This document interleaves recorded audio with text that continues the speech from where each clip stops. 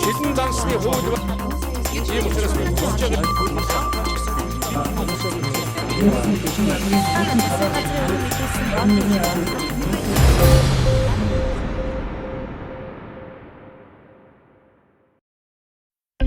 Монгол Улсын ерөнхийлөг захиаг элбэг дөржийн санаачлан боловсруулсан шилэн дансны тухай хууль хэрэгжиж эхлээд хангалтчлалын нүрийг үзэх гэж байна.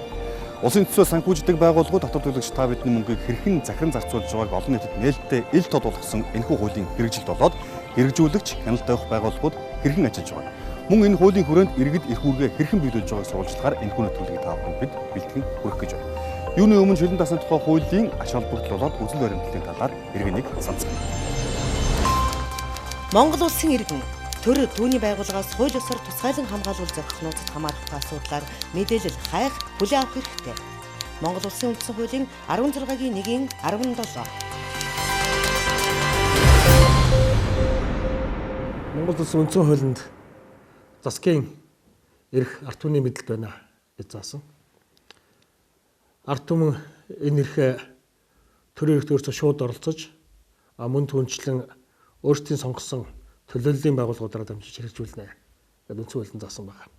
Үндсэн хуулинд заасан энэ иргэд засгийн үйл хэрэгт шууд оролцоно гэдэг маань мэдээлэлтэй байж оролцох тийм хууль эрх зүйн орчин шаардж байна гэж хэлж болох юм л да.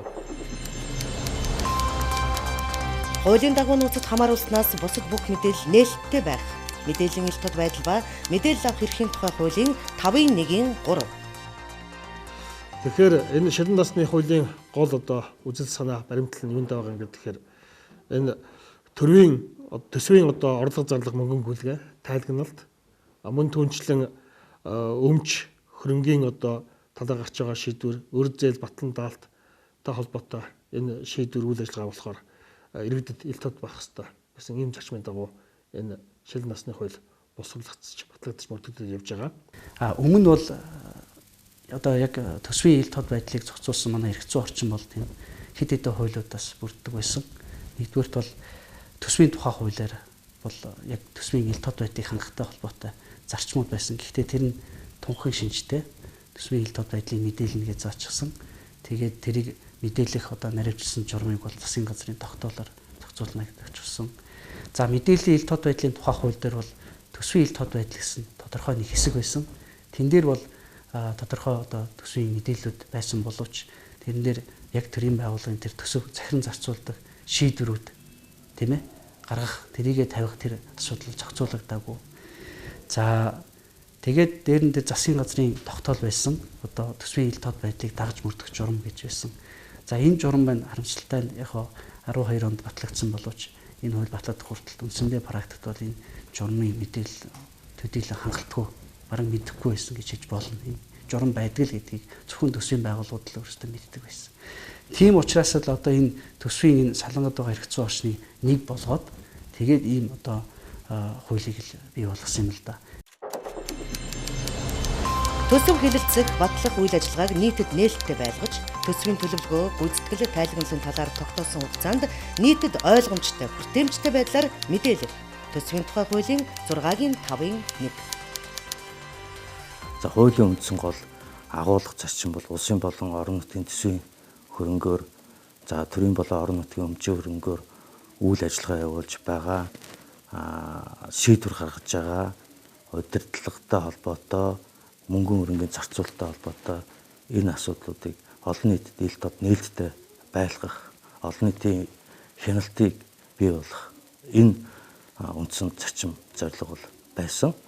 Тэгээд энэ төсвийн гүйлгээ, төсвийн тайлгналтай холбоотой мэдээ тайланг ямар хугацаанд хэн хариуцж гаргаж яах вэ гэдэг энэ харилцааг тодорхой зааж өгсөн байж байгаа. Тэгээд энэ хуулийн хамгийн гол чухал ач холбогдолтой зүйл нь бол ерөөсөө нэгдүгээрт бол төсвийн бүх мэдээллүүдээс гадна тэр төсөв захиран зарцуулах шийдвэр гаргаад байгаа шийдвэрүүдийг мэдээлэх үүрэгтэй болгосон их чухал ач холбогдолтой байгаа юм. За энэ хүрээнд бол шилэн дансны вебсайтыг бол шилэн данс government гэж бий болгосон портал сайт.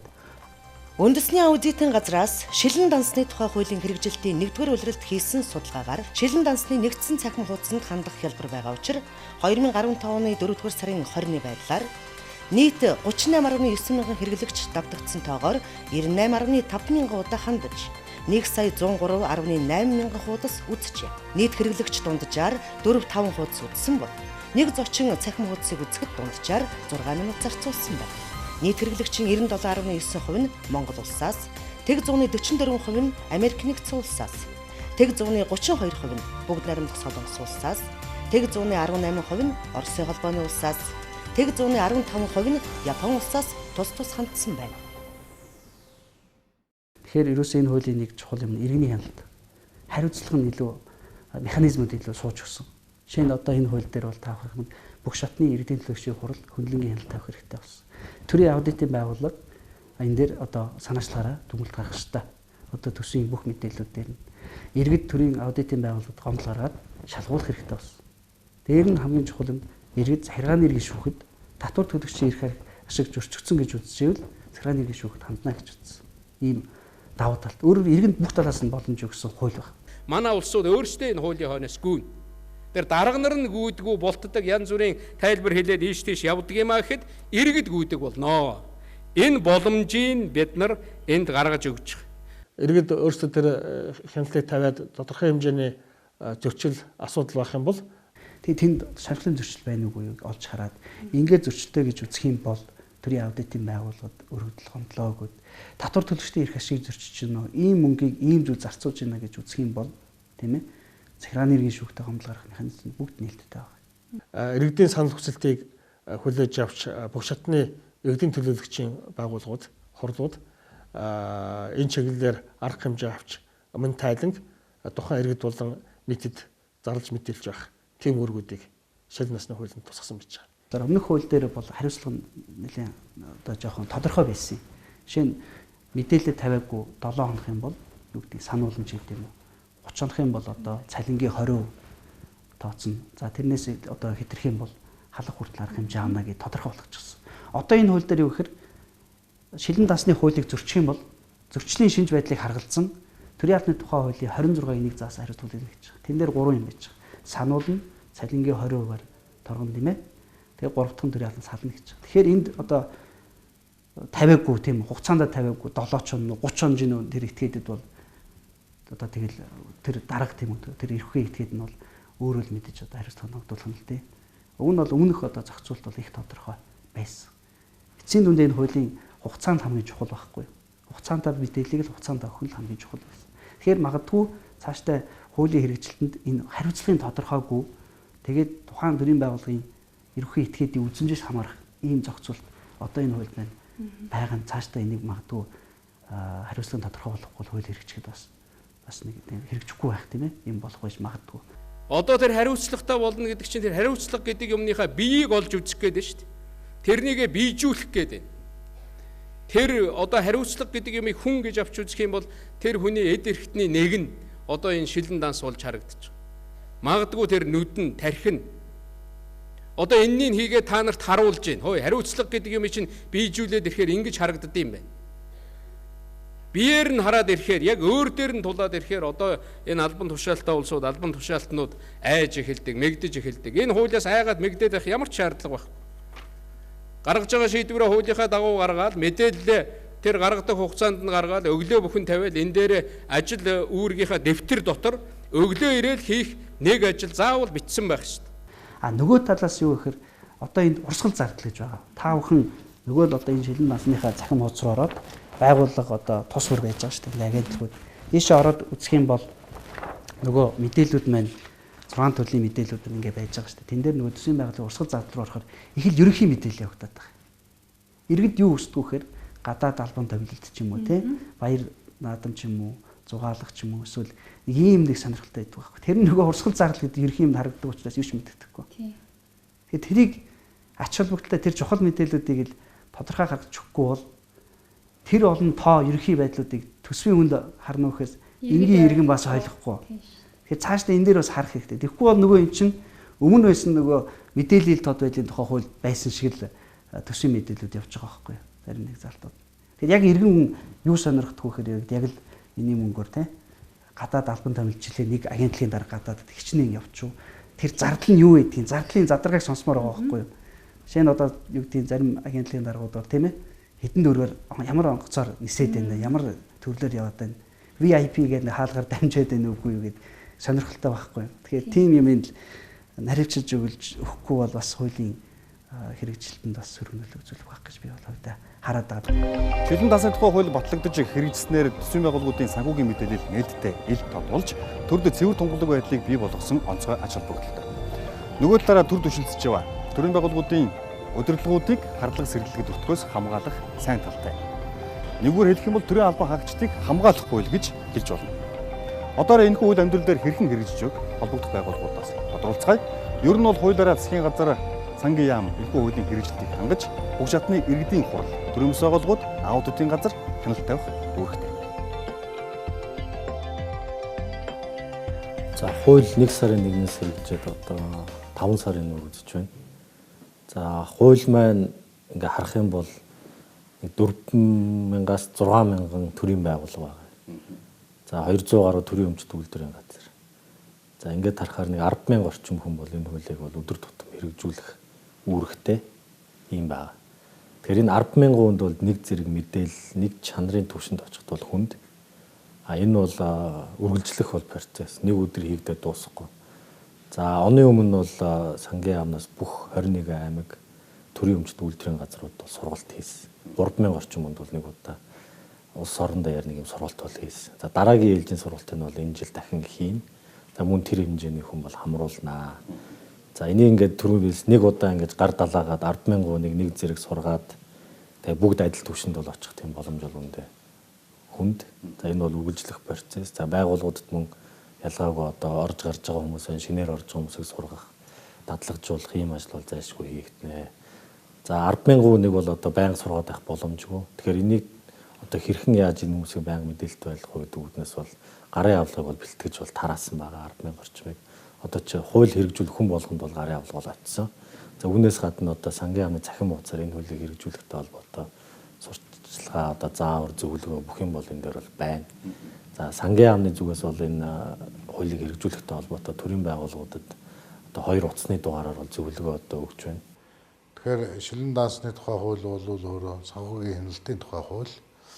За уг хуульд бол заахтаа хөндлөнгийн аудитыг төрийн аудитын байгууллага хэрэгжүүлнэ гэд заасан байгаа учраас төрийн аудитын байгууллага энэ жил одоо мөрдөж эхэлсэн жил нь эхний улирлынх нь явцын байдалд ингээд аудит хийсэн дүнгээ танилцуулж байна. Шилэн дансны тухай хуулийн хэрэгжилтийн 1-р улиралд хийсэн судалгаанд аудитын хамарсан хүрээ. Шилэн дансны тухай хуулийн хэрэгжилт үр дүнд хийсэн аудит 5,804 байгууллага аж ахуйн нэгж хамрагдсны 5,399 төсвийн байгууллага 405 төрийн болон орон нутгийн өмчин аж ахуйн нэгж байна. Нийт 5,804 байгууллагуудын 96.8% буюу 5,617 байгууллага төсвийн ерөнхий мэдээлэлээ байршуулсан. 4,868 нь нэгдсэн цахим сүлжээ байгууллагын цахим сүлжээ. 749 нь мэдээллийн самбарт байршуулсан. 187 нь шилэн дансны мэдээллийг байршуулаагүй. 1650 нь байгууллагынхаа мэдээллийн самбарт давхар байршуулжээ. Шилэн дансны тухай хуулийн хэрэгжилтийн 1-р улиралд хийсэн судалгаагаар орон нутгийн байгууллагуудын 90% нь мэдээлэлээ байршуулсан байна. Дор нь говь, дунд говь, ховд, орхон аймагуд бусдаас харьцангуй доогуур үзүүлэлттэй гарчээ. Тэгээ хуулийн зарчим бол тогтоосон хугацаанд заавал хүргэх гэж байна. Тэгэхээр хууль хэрэгжих хамгийн амин сүнс чинь хугацаа шүү дээ. Хугацаа тогтоохын ач холбогдол энэ байхгүй. Энэ хугацаанд хүрэхгүй бол нэг л хонох юм бол 1 цаг минут хэтэрхэл юм бол тэгээ энэ хуулийн хэрэг байхгүй. Тэр чинь энэгээрэл энэ хатуу байгаа. За бас нэг том бол нэлээд чухал одоо асуудал юу гэх юм бол бид нар энэ нөгөө нэлээд бас цаг хугацааны хувьд хавчигдмал хийсэн учраас бол энэ хяналт бол мониторингийн функцийг бол арай жоохон дутуу оруулсан. Тэр нь юу гэх юм бол одоо ингээд хуулийн дээр заацснаар юу гэж заасан байг бол нөгөө энэ шилэн досны хуулийн хэрэгжилтийг одоо аудитын байгууллага бол хариуцж хариуцж биелүүлнэ гэж ингэж заасан байж байгаа. Тэгтэл одоо аудитын байгууллага маань одоо байгаа энэ мэдээллийн систем рүү хандах юм бол яг одоо ямар байгууллага нь ямар мэдээллийг хоцроогоод байгаа ямар нь одоо бүр ноцтой хоцроогоод байгаа ямар нь одоо сайн хийгээд байгаа гэдэг энэ бол боломж бол байхгүй байгаа байхгүй. Тэгэхээр бид нар бол мониторинг хяналтын одоо нэгдсэн тийм модулыг бол хөгжүүлэх ёстой юм байна гэж ингэж үзэж байгаа.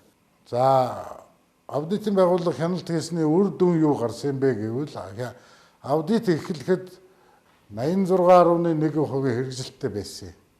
Тэгээ аудит явах хугацаанд 614 байгууллагууд 394 албан шаардлага өгсөн. Түүний дүнд 427 байгууллага хуулийг дагаж мөрдөх ажлыг одоо хэрэгжүүлснээр 96.8% одоо мөрдөлтийн түвшин хүрсэн юм аа гэж. Эхний улирлын дүн бол гаргаж байна. Бүх төсвийн эрхлэн захирагч нараас. Энэ бол би бас боломжийн үр дүн гэж үзэж байгаа. Оны эцэст бол энийг бол 95-аас дээш хувьээр барих бол юм зорилт бол байна. Ил тод болж байна. Одоо төрийн байгууллагуудын зардал мөнгө хаана гарч байна. Энийг бол одоо ингээд мэдэх боломжтой болчихж байгаа юм. Ер нь бол ер нь дурын иргэн баг мэдэх боломжтой. За хаана ч байгаа юм ороо харах боломжтой захим үзт. Гэхдээ би бол зүгээр нэг давуу талыг л хараад байна. Жишээ нь иргэн хүний хувьд бол тэр болгон энэ яам энэ юу хаашаа мөнгө хийв гэж нэг сонирхгүй. Тэр иргэн бол хүүхдэд цэцэрлэгт өгжүүл энэ цэцэрлэг ер нь мөнгөөрөө юу хийд юм бэ? Хаашаа шилжүүлээд ийд юм бэ? Харах боломжтой байна. Жишээ нь цэцэрлэг дээр очиход манай цэцэрлэг мөнгөгүй учраас ингэслээ тэгслээ гэж янз бүрийн хэлэхэд нь үгүй энэ нэрээ юунд мөнгө өрөөд ийд юм бэ ороо харах боломжтой болж байгаа. Энэ бол иргэнд нөгөө мэдээлэл дээрээс нь одоо нөгөө хүч өгж байгаа юм гэж хэлж байгаа юм. Тэгэхээр цэцэрлэгтэйг ороо заргалдах боломжтой болж байгаа. Та нар энийгээ засах оронд ийм хийсэн байж тээ тавилгаа авсан бай болилдоо та нар гэдэг. Энэ бол иргэний цэвэр одоо энэ хуулиар олсон давуу тал болж байгаа. Сургууль бас муу ялгаагүй. Сургууль дээр нь одоо хүүхдийн тэр аятаа тогтоо орчин бий болохгүй янз бүрийн нөхцөл байдал ороод бас үзэж болж байгаа. Үнэхээр мөнгө нь хүрэхгүй байгаа мó? Эсвэл сургуулийн захирал мөнгө өөр юм зараад байна уу? Энийг л би одоо хамгийн давуу тал гэж үзээд. Ягаад гэвэл бүх 3 сая иргэн бол төрийн үйлчлэгийг хүртэгч нар. Тэгээ энэ хүмүүс одоо төрөөс авж байгаа үйлчлэгийнхаа үнц нь ямар зардлаар босч байгаа, яагаад юм байгааг нь бол харах боломж олгосон нь би одоо хамгийн том давуу тал болов гэж бодож байна.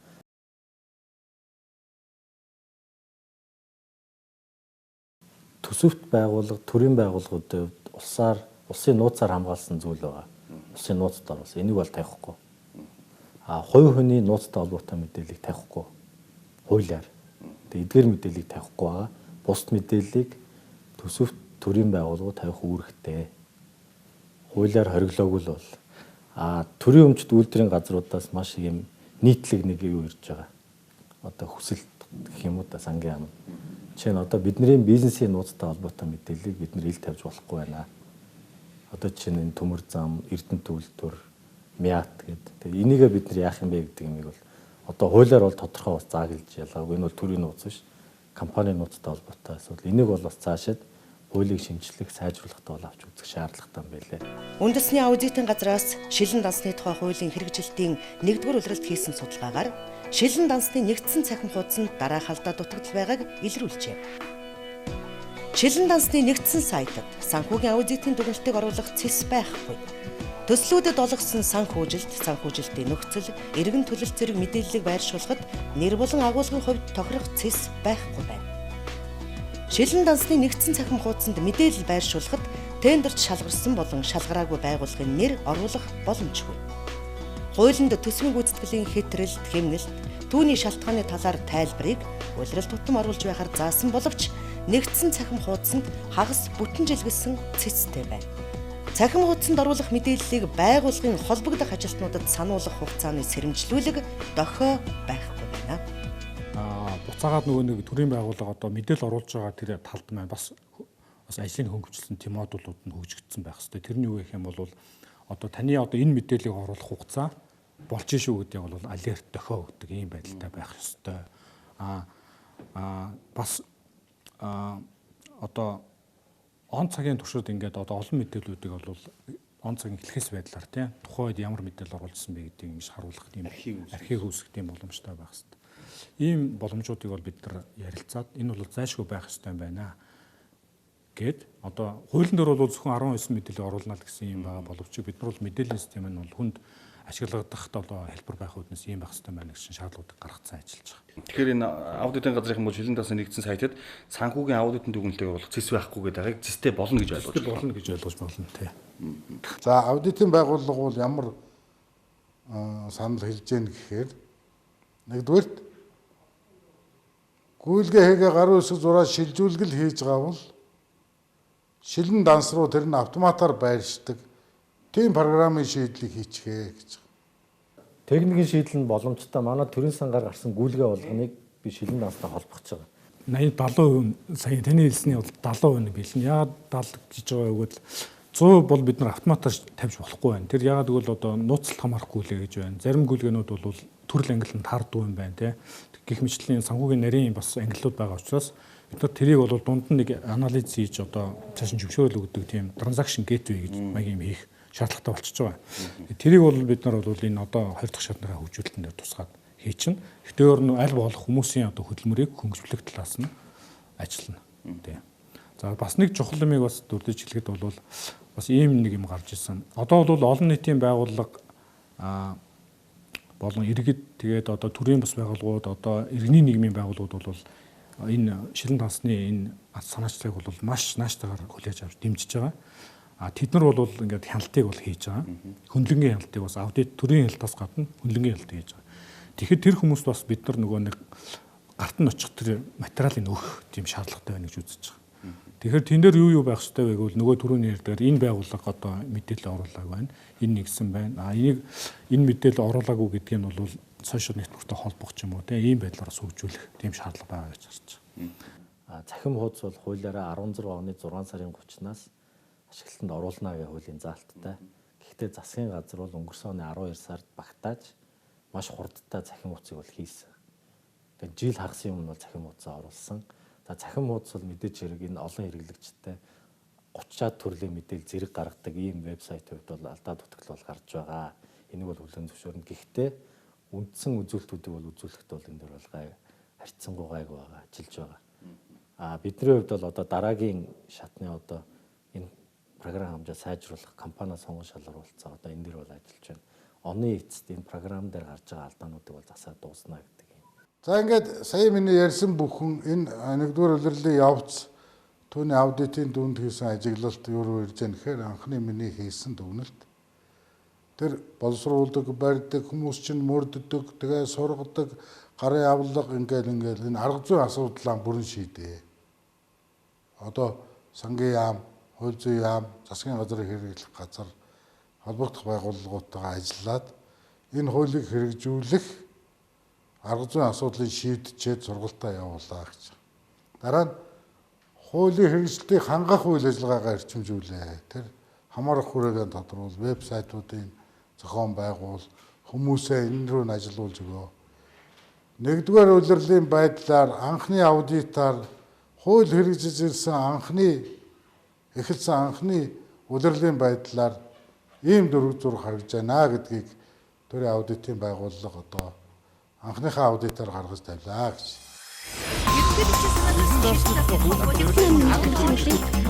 Шилэн дансны хууль ийм учраас би үзэж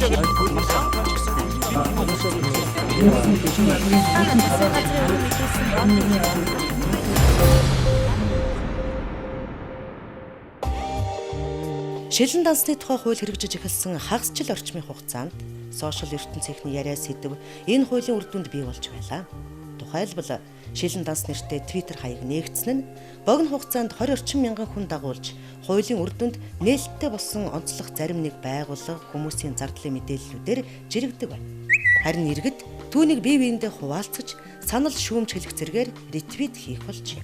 Тухайлбал гадаад хэргийн яам Сингапур явах 2 хүний томилтын зардалд Air Market компанид 7 сая төгрөгийг шилжүүлсэн байх юм. Монголын хөгжлийн банк Эрдэнэ соёлын толгой компани руу 680.5 сая төгрөгийг зээл олголт зөвлөх үйлчилгээний төлбөрт шилжүүлжээ. Улсын хурлын тамгын газар Улсын хурлын гишүүдийн 1-2 дугаар сарын унаа утасны зардалд 45.5 сая төгрөгийг зарцуулсан байх юм. Сангийн сайд Эрдэнэт Японд томилолтоор 11 сая. Bay Travel компанид тийцний үн 8 сая. Нийтдээ 19 сая төгрөгийг зарцуулжээ. Гэх зэргээр тус Twitter хуудсанд жиргсэн байна. Шилэн дансны хэрэгжилтээр бэлтгэн хүргэж байгаа нэвтрүүлэг маань үргэлжилж байна. Ингээд одоо үзэгч та бүхэндээ би бас нэгдсэн сайн ойлголт өгөхийн тулд та бүхэнтэй хамтарч одоо энэ шилэн дансны одоо вебсайт захим хуудас руу хамтдаа ирүүлээ орж үздэцгээе. Тэгэхээр ямар байгууллага мэдээлэл тавьсан байдгийг харцгаая. Та бүхэн суурин болон одоо хөдөлгөөнд ямар ч интернетээс ашиглаж энэхүү сайтыг нэвтэрч болох байх гэж би бодож байна. Тэгэхээр одоо би бол суурин интернет хэрэглэж байна. Шилэн данс цэг гоцэг MN гэдэг нэг оруулж. За энэ дээр гарч ирдэг юм байна. Шилэн данс нэгэн бол. За нөгөө шилэн данс маань дансны маань цахим хуудас гараад ирсэн. Төсвийн жил дуусахад 216 хоног 3 цаг 46 минут 34 секунд үлдлээ гэсэн мэдээлэл байна. Тэгэхээр энэ бол ингээ хоног багсаад явах юм байна. За энэ дээр зэсэн дээр нь Монгол Улсын ерөнхийлөгч, улсын хурал, засгийн газар, шүүх прокурор, засгийн газрын агентлагууд, орон нутаг, төрийн өмчт үйлдвэрийн газар, төрийн өмчт компаниуд гэсэн байдаг юм. За тэгэхээр Монгол Улсын ерөнхийлөгч гэдэг зэсрүүдүүл орж үзье. За үндэсний айлгой байдлын зөвлөл, ерөнхийлөгчийн тамга газар, үндэсний хөгжлийн хүрээлэн гэдэг үндэсний айлгой байдлын зөвлөл, стратеги сурлал үүрэг гэдэг ерөнхийлөгчийн ажлын хүрээнд одоо хамаардаг юм газрууд байж гэн. За ерөнхийлөгчийн тамгын газар гэдээ ороход энэ доор нь бас төсвийн гүйцэтгэл, хөрөнгө оруулалт, тендер худалдаа авалт, үнэт цас, байгууллага гэсэн юм нэмэлт зэснүүд гарч ирдэг юм байна. За ерөнхийлөгчийн тамгын газар 5 сая төгрөгнөөс дээш үнийн дүн бүхий орлого зарлагын мөнгөний гүйлгээ хичнээн хийсэн мэнээр хэлбэл харцгаая. За өнөөдрийн байдлаар бол ийм зүйлүүд гарч ирж байна. За туушин зочид буудалд нь ялалтын 70 жилтэй холбогдуулан Орос улбанаас ирсэн сурвалжлах багийн зардал гэдэг энэ хүмүүсийг байршуулсан зардал 6,859 мянган төгрөг гэж байна. Хувийн харилцаа ерөнхийлөгчийн нэрмж шилдэг залуу эмч өргөмжлөл мөнгөний шагнал гэж 6 сая гэж байна. Хамгийн өндөр нэтроос 26,666,970 төгрөг бүгд найрамдах Болгар улсын ерөнхийлөгч чиг Монгол улсын төрийн ажлын хэвтэй холбогдсон гарсан буудлын зардал гэсэн ийм зүйлүүд байдаг юм байна. За ингээд дэлгэрэнгүй мэдээлэл авч болох юм байна. Их хурал руу хэдүүл орцгоё гараа. За Монгол Улсын их хурлын тамгын газар, сонгуулийн ерөнхий хороо, үндэсний статистикийн хороо, төрийн албаны зөвлөл, аудитын газар, санхүүгийн зохицуул хороо, аялалтай тэмцэх газар, хүний эрх үндэсний комисс гэсэн ийм 8 одоо байгууллага Монгол Улсын их хурлын тамгын газар харилцдаг юм. Их хурал руу хэдүүл ороо харъя. Их хурлын тамгын газар, за нутгийн өрөө өдөртөх байгууллагын зөвлөлөөр бичүүлэх төсөл гэдэг ингээд ийм. За энэ дээр их хурлын гишүүдийн зарц суусан төсөв байгаа гэж бодож байна. 5 сарын байдлаар гэж гарч энэ бол хойшоогоо сар нь байна. Тойрогт ажиллах зардал гэдэг энэ Ганбаатар гишүүн 11 сая төгрөгийн зардал гаргасан байна. Засгийн газрын автобус бол хот туулан хөдөө нутгийн унааны зардал гэдэг 4 сарын байдлаар 36 сая төгрөг. Унааны зардал нь 36 сая төгрөг гэдэг юм биш үү хүмүүс юм. 1 сарын 4 сарын зардал юм гэдэгтэй. 2 сарыг харъя. За 2 сард ингэ явж идэл за бас л за энэ хамгийн өндөр дүнд 70 сая төгрөг Интерпресс компанид тойрогт ажиллах зардлаас хөвсгөлийн бүхээс хонд хэвлүүлэхэд гээд материал хэвлүүлсэн юм шиг улсын хурлын гишүүн хамгаалалт 70 сая төгрөгийн ийм хүлгээ хийсэн байна. За гэх мэтлэн ингээд энэ сайт руу та бүхэн хандлт хийгээд өөрсдийнхөө одоо эрх үүргийн дагуу одоо бидний одоо авч байгаа татварын мөнгийг төсвийн ерөнхийлөгчийн захирагч нар болон одоо улсын төсөвт үйлдвэрийн газрууд, төрийн өмчт компаниуд, төсвийн байгууллагууд хэрхэн зарцуулж байгааг одоо мэдэх боломжтой юм байна. Тэгэхээр одоо миний зүгээс одоо нэвтрүүлэг хийж байгаа энэ багийн зүгээс та бүхнийг одоо эрх үүргээ одоо эдэлж энэ сайт руу хандлтгийн одоо хөндлөнгийн хяналт одоо хийж байгаарай хэмээн уриалж байна.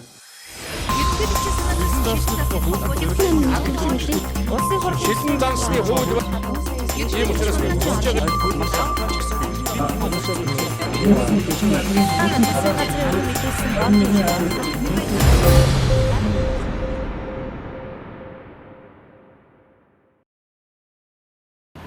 Шилэн дансны тухай хууль бол нэг талаасаа иргэдэд зориулагдсан гэж хэлж байна. Та бидний төлсөн татварын мөнгийг төрийн байгууллагууд хэрхэн зарцуулж байгааг хянах, түүнд нь оролцох боломжийг олгосноор энэ хууль онцлогтой болсон. Иргэнийн хувьд үзэхэд энэ бол энэ шилэн дансны тухай хууль бол бусад хуулиудтай харьцуулах юм бол хангалттай сайн хэрэгжиж чинь гэж би хувьдаа боддог. За зүгээр ажлын шаардлагын төрийн байгууллагуудтай бол харьцах шаардлага нэлээд гардаг. За энэ утгаараа бол зүгээр вебсайттай байгууллагууд бол бүгдээрээ вебсайтн дээрээ шилэн данс гэдэг нэг цонх үүсгээд тэгээд энэ дээрээ бол холбогдсон мэдээллүүдээ бол ямар ч байсан төсөв гүйцэтгэлээ бол тавьдсан ийм байдалтай байдаг. За зарим газрууд нь бол одоо үүднийхээ коридорт одоо нөгөө зарлын мэдээллийн самбар дээр бол төсөв гүйцэтгэлээ цаасаар бичээд татдсан ийм жишээтэй байдаг. Тэгэхээр бол миний хувьд бол энэ хууль бол хангалттай сайн хэрэгжиж байна л гэсэн ойлголттой байдаг. Ач холбогдлын тал дээр ач холбогдлын хувьд бол одоо энэ төсвийн байгууллагын төсвийн зарлагын үр ашиггүй зарцуулалт хийх байна. Төсвөлөгдөөгүй мөнгө төгрөг зарцуулах гэсэн ингээл хил ам их л байдаг шүү дээ. Тэгэхээр энэ байдлаараас харах юм бол олон нийтэд ил тод ийм байгаа учраас мэдээж төсөв гүйцэтгэл нь бол ингээд гараад олонний түвний хяналтанд байж байгаа учраас бол мэдээж энэ төсвийг үр ашиггүй зарцуулах, илүү зарцуулах гэдэг юмнууд бол мэдээд хумигдсан бахаа л гэж ингэж ойлгож байна. Яг хэрэгжүүлж эхэлснээсээ хойш байгууллагууд өөрийнхөө одоо тэр орлого зарлага баланс эдрийг бол яг гаргаад тавьдаг болсон байлээ. Энэ нь бол ерхэн хүмүүст бол бас хэрэгтэй мэдээлэл гэж бодож байна. Ерөнхийдөө энэ хууль хэрэгжиж эхэлсэн нь бол хэрэгтэй зүйл гэж би бол бодож байгаа. Яагаад? Гэхдээ яагаад гэвэл энэ чинь иргэд бас мэдчих хэрэгтэй шүү дээ. Яг зөв юмдаа зарцуулаад байгаа мөнгө юм уу? Одоо бидний бас татвар төлөгчдийн мөнгө хаашаа ороод байгаа юм тийм ээ. Тэрийг мэдчих үднээсээ бол энэ ил тод нээлттэй байх хэрэгтэй гэж бодож байна. Одоо энэ 15 оны 1 сарын 1-ээс эхлээл элбэгдэж ерөнхийлөгчийн ярьснаар бол бүх юм одоо ил тод хэн хүнд харагдах үйс. Одоо ер нь алхам тутамдаа мөнгийг яаж зарж байгаа нь одоо их тод ил тод болохоор юм шиг яригдсан. Одоо зүгээр зарим нэгэн газрууд дээр бол гарах нь гардаг л баг. Тэр бүрийг яг нарийн тэр мэн хэрэгжилт нь одоо яаж явагдаж байгааг нь бид мэдчихгүй юм ард түмэн бид бол мэдчихгүй ойлгохгүй. За яг хөө дээгүүрээ тэр албан газрын зах ёсныхоо юуг бол гарахтай зэрэг харагддаг л баг. Тэр нь тэгээд яг үнэн зөв юм уу яаж явагдаж байгааг ч одоо мэдэх юм алгүй шүү дээ. Зүгээр яриад уг нь бол сайхан юм шиг л харагдсан. Одоо яг хэрэгжилт нь яаж явагдаж байгааг нь мэдэхгүй учраас за ашгүй дээ нэг сайхан өмнө одоо жоохон хамаагүй замбараагүй зараад байсан мөнгө төгрөгийн асуудал жоохон ихцэгцтэй болох нь дээ гэсэн ойлгоцол байсан. Тэр нь одоо нэг бүрийн ард түмэнд бүрэн хүрж байгаа шиг мэдэхгүй. Давал мэдэгдэх ер нь тийм санаад нийцгээр хэмжээнд хүрээгүй байх л гэж бодож байна. Жишээлбэл одоо энэ банкны одоо ерөнхийдөө захирагчийн ярьж байгаагаар бол тэрний эдэж хэрэгжилж байгаагаар бол буудал төлж байгаа мөнгөний байдлыг сонсоход өнөөгөөс илүү даасны хөвч нь одоо яаж хэрэгжих вэ? Чи адилхан л хэрэгжих ёстой байна юм. Тэгээд тэр бол бас л тэгээд хэрэгжихгүй байна да гэсэн ойлголцол төрөхөөр болж шүү дээ. Та нөгөө буудал төлсөн мөнгөө сая ярьлаа шүү дээ. Тэгэхээр чи эн чинь шилэн даасны хууль хэрэгжиж эхлээд тэр буудал төлсөн мөнгийг та мэдсэн байгаа байхгүй юу? Хэрвээ тэрийг та өөрийнхөө хууль хэрэгжиж байсан бол та тэрийг мэдээгүй байна. Мэдээгүй байж болох тийм. Хуулийн үр шимийг бас тэгэхээр тэр бол тэрнтэйгээ холбогдоод бас ил тод гарч ил байгаа. Эннээсээ одоо жишээ аваад ойлгох аваад одоо бүхэл хүмүүсүүд энийг хэрэгжүүлэх хэрэгтэй. Тэр чи яг тэгвэл тэрнтэйгээ холбоотой олон түмэнд үдэмжиж байгаагийн хэлбэр нь бол таарч байна. Тэгэхээр энүүнийг бол нийтээр одоо нэг бүрчлэн хэрэгжүүлчих юм бол одоо угандаа өөрчлөлт орохоор л болж байна л та. Яг хөө тэгээд одоо нэг шилний даасны хууль гараад ирсэн болохтой зэрэг одоо мөнгө юун зарж байгаагаа тухайн эрх баригчид бол нэлээд жоохон анхааралтай. Одоо юун заргаж байгааг яаж зарах юм, энэ юуны холбоотой юм, энэ одоо зарж болох тал юм уу, болохгүй тал юм уу гэдгийг бол бас нэлээд анхааралтай авч гар хөлийнхөө зурж цаашдаа мөнгөний зарцуулалт дээр жоох хяналт нь сайжирж байгаа хөл гэж бодож байна. Ямар нэг энэ мөнгө аваад идсэн, тэр мөнгө аваад идсэн тийм одоо жишээлбэл ярахад манай хооронд 110 сая төгрөг төсвөлөгдсөн байгаад 110 сая төгрөг дээр юу хийгддэг юм? Юу нэгэн дараагийн фермад ороод нэг хүмүүс хар буруугаар ойлгодог шээ. Тэгэхэд бол бүх юм нээлттэй учраас энэ бол биш үр дүнтэй ажил явуулчихсан гэж бодож байна. Би ер нь дэвшилттэй байх гэж боддtiin. Тэ энийг одоо ингээд өмнө одоо тодорхой хэмжээний татвар төлөөл би бол өөрөө одоо хувьдаа компани аж ахуйн нэгжиг болохоор татварын талаар ойлголт муу л да. Гэхдээ яг нэг нийтийн тээвэрт явж байгаад нэг патентны нэг 10,000 төгрөгийн татвар төлдөг тийм үү. Зам тээвэр ашигласны төлбөргөө төлж байгаа тийм. Нэг иймэрхүү татварууд маань яг буцаад эргээд ард иргэдтэй юу болоод очиж байгаа юм те. Жишээлх юм бол надад ашигтай хөлбөрөөрөө юу болж ирж байгаа юм бэ гэдгээ бас мэдэх боломжтой болж байгаа бол тэр нэг хайтайхан санагдаж байгаа. Тэгээ яг юунд зарцуулж байгаа, юу болгож байгаа тиймэрхүү юмыг нь яг нэг үннийг хэлэхэд бол тэр нээтэд орж ч юм уу тийм хороо захиргааны газраар орж сонирхож үдсэн юм бол одоохондоо бол алга. Тэгээ өмнө нь бол яг авилгал энэ төр гэл одоо татварын мөнгө алга байна, яаж хийж ийн гэл нэг ам яриа байдаг шүү дээ. Тэр бүх юм бол ер нь одоо цаашаа олсон бахаа л гэж бодож байгаа шүү дээ.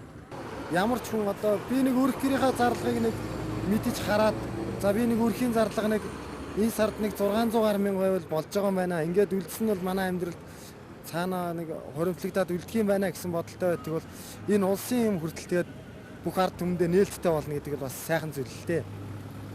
Тэгээ энэ хуулийг бол ер нь нааштай ер нь зөв зүйтэй байх гэж бодож байгаа шүү ер нь.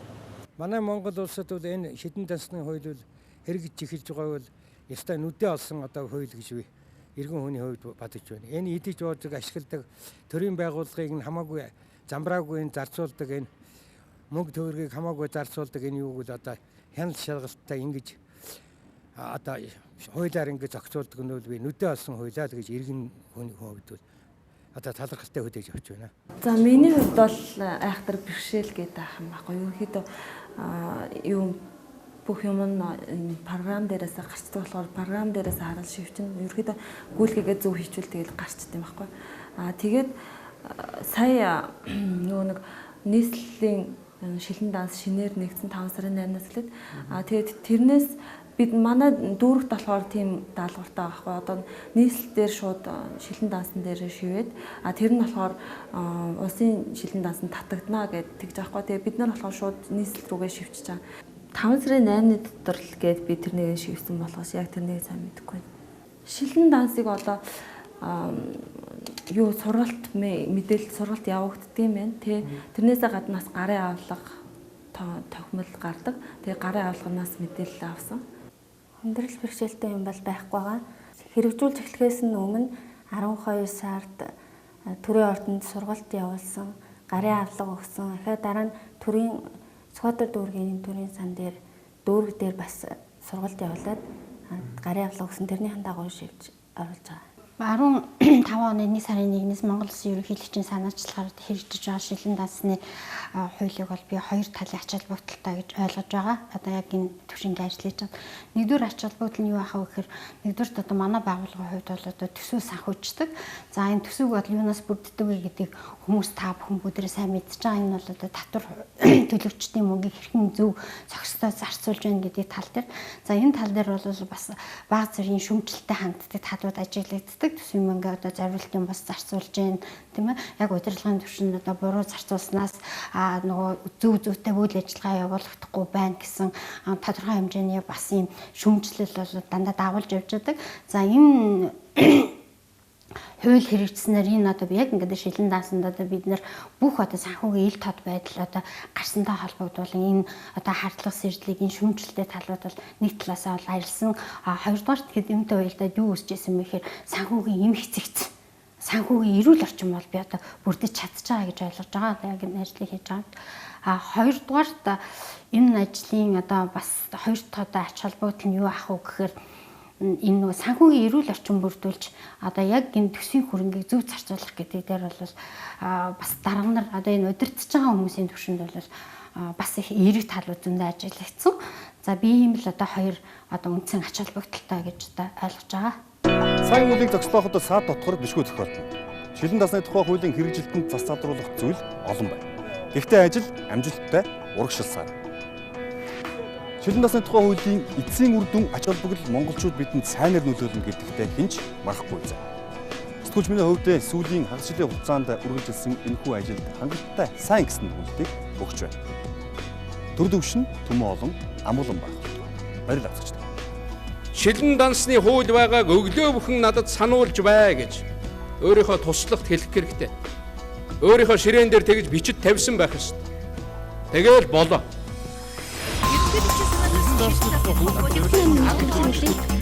Шилэн дансны хууль ийм учраас би хүсэж байгаа.